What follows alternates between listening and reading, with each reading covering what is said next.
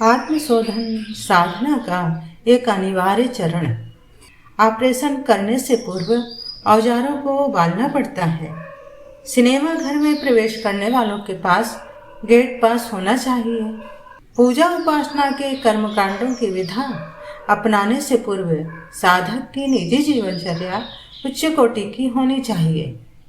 प्राचीन काल में यह तथ्य अध्यात्म विज्ञान में पहला चरण बढ़ाने वालों को भी समय से पूर्व जानने होते थे।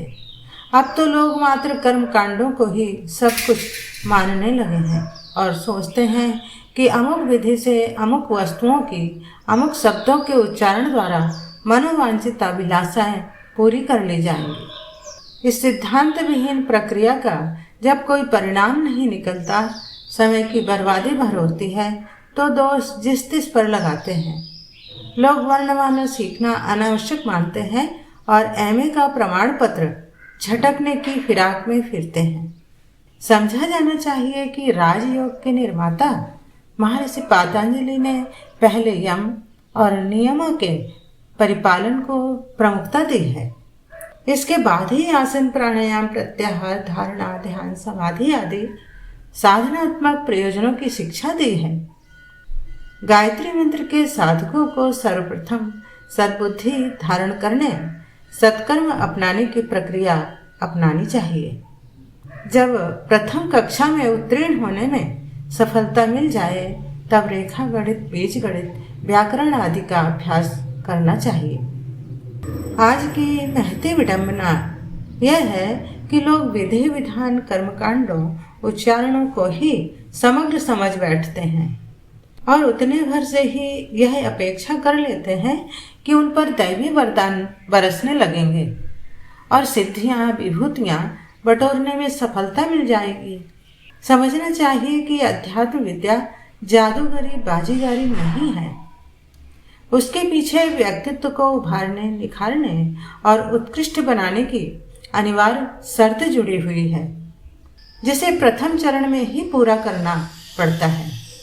बाजार में ऐसी ही मंत्र तंत्र की पुस्तकें बिकती हैं, जिनमें अमुक कर्मकांड अपनाने पर अमुक सिद्धि मिल जाने की चर्चा होती है।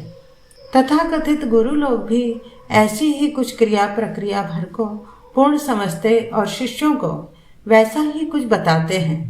इस प्रकार भ्रमग्रस्तों में से एक को धूर्त और दूसरे को मूर्ख कहा जाए तो अत्युक्ति न होगी। धातुओं को, रसायनों को, विष को सर्वप्रथम शोधन, जागरण, मारण आदि के द्वारा प्रयोग में आने योग्य बनाना पड़ता है, तभी उन्हें औषधि की तरह प्रयुक्त किया जाता है। मकरध्वज जैसी रसायन बनाने की प्रारंभिक झंझट से बचकर कोई कच्चा पारा खाने लगे तो बलिष्ठता प्राप्त करने की आशा नहीं की जा सकती, उल्टे हानि ही अधिक होगी। परिष्कृत जीवन को परिपुष्ट जीवन कह सकते हैं और पूजा पाठ को श्रृंगार। स्वस्थता के रहते यदि श्रृंगार सजा लिया जाए तो हर्ज नहीं, पर अकेले श्रृंगार सज्जा बनाकर कोई कृशकाय, जराजीर्ण, रोगग्रस्त मात्र उपहासास्पद ही बन सकता है। इन दिनों तो श्रृंगार को ही सब कुछ मान बैठे हैं और स्वस्थता की आवश्यकता नहीं समझते। मंत्र तंत्र का कर्मकांड पूरा करके बड़ी बड़ी आशा अपेक्षा करने लगते हैं।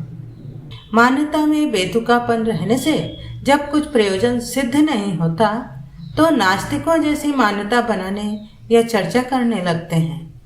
इन पंक्तियों में विभिन्न प्रकार के कर्मकांडों की चर्चा इसलिए नहीं की जा रही है कि यदि जीवन साधना कर ली गई हो तो उल्टा नाम जपने वालों को भी ब्रह्म समान बन जाने के तथ्य सामने आते देखे गए हैं। मात्र राम नाम के प्रभाव से ही पत्थर की शिलाएं पानी पर तैरने जैसी कथा गाथाएं सही रूप में सामने आती देखी जाती हैं।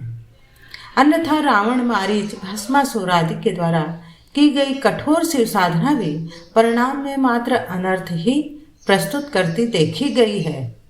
मातृशक्ति की पवित्रता और उत्कृष्टता अंतःकरण के मर्म स्थल तक जमा ली जाए तो उससे भी इन्हीं नेत्रों द्वारा हर कहीं कभी भी देवी का साक्षात्कार होने लगता है। सभी को प्रणाम। ओम शांति। इसी पुस्तक से लिया हुआ अगला वीडियो है उपासना विधान और तत्व दर्शन।